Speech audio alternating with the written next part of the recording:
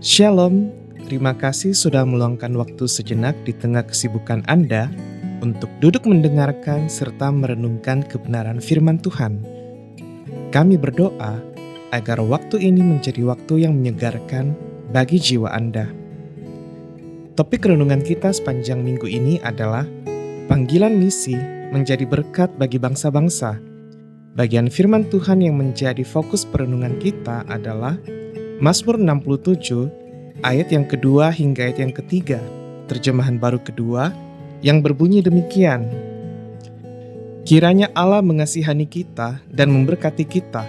Kiranya Ia menyinari kita dengan wajah-Nya, supaya jalan-Mu dikenal di bumi dan karya keselamatan-Mu di antara segala bangsa. Jemaat yang dikasihi Tuhan, siapa yang tidak suka diberkati? Dalam doa-doa kita, seringkali permohonan akan berkat seperti kesehatan, kesuksesan, perlindungan, dan kelimpahan menjadi menu utama.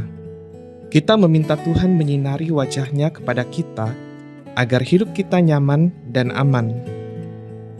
Hal itu tidak salah, karena Bapa memang senang memberkati anak-anak-Nya. Namun, Mazmur 67 memberikan koreksi yang tajam terhadap motivasi kita. Pemazmur mengajarkan bahwa berkat Tuhan tidak pernah berhenti di saya. Ada sebuah tujuan besar di balik setiap anugerah yang Tuhan berikan kepada umat-Nya. Berkat bukanlah tujuan akhir. Berkat adalah sarana untuk misi. Ayat 2 dalam teks aslinya dimulai dengan kata penghubung yang menunjukkan tujuan dan diterjemahkan dengan kata supaya.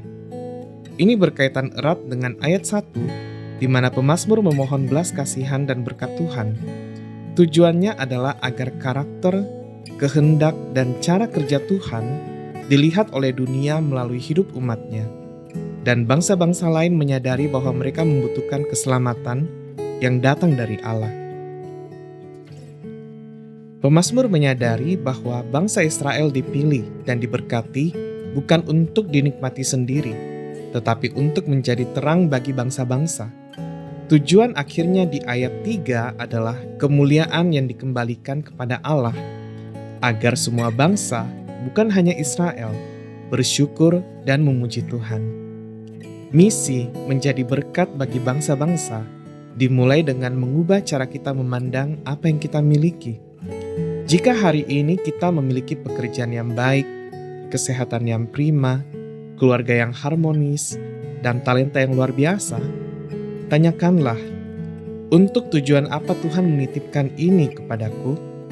Jika Tuhan memberkati kita dengan keuangan, itu supaya kita bisa mendukung pekerjaan misi dan menolong yang lemah. Jika Tuhan memberkati kita dengan jabatan atau pengaruh, itu supaya jalan Tuhan, yaitu keadilan dan kebenarannya, dikenal di tempat kerja kita. Jika Tuhan memberkati kita dengan pemahaman firman, itu supaya kita bisa mengajarkannya kepada orang lain.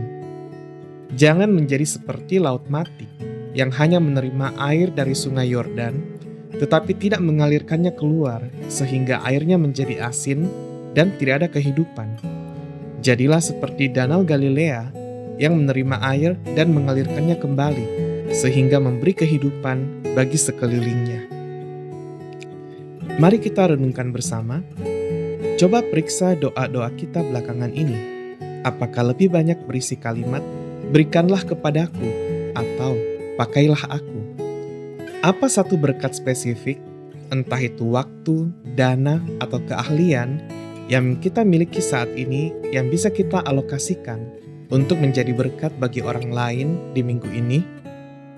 Mari kita berdoa. Ya Allah, kami bersyukur untuk segala berkat dan penyertaan-Mu yang tidak pernah habis dalam hidup kami.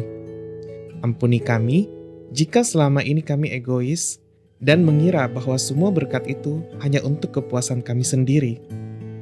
Hari ini kami mengerti, Engkau memberkati kami supaya jalan-Mu dikenal di bumi.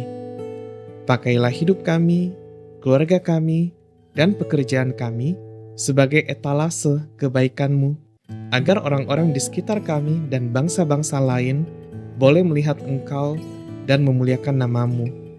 Di dalam nama Tuhan kami Yesus Kristus, kami berdoa. Amin. Kiranya renungan hari ini boleh menuntun langkah kita sepanjang hari. Selamat beraktivitas dan sampai jumpa lagi dalam renungan kita bersama minggu depan. Tuhan Yesus memberkati.